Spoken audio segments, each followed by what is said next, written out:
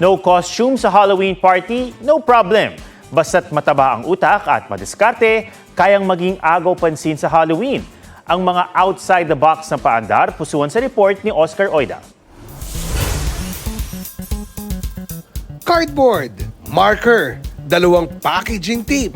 Gamit ang mga yan, last minute daw na iginapang ni Keith Manaloto ang kanyang costume para magmukhang butiki. Pagpasok ko dun sa bahay, at first, litong-lito sila. Hindi nila alam kung ano yung costume ko.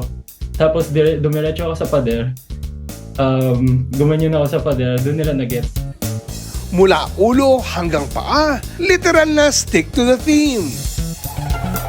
Gusto mo ng costume na madalian? Pwedeng mapakinabangan ang trash bag at marker.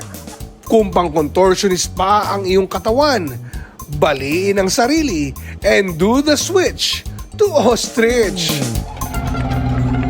Halloween lang din ang usapan. Talagang angat si Sadako sa takutan. Choose your fighter. Sadako na galing sa TV o Sadakong umaahon sa balon. Creepy at panalo sa execution. Heto at humahabol sa school break ang mga first-year communication student ng UST.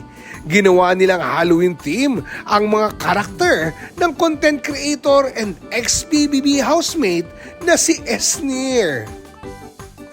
Iba-iba man ng trip, they all deserve an A. A for effort sa creativity. Oscar Oida, nagbabalita para sa GMA Integrated News.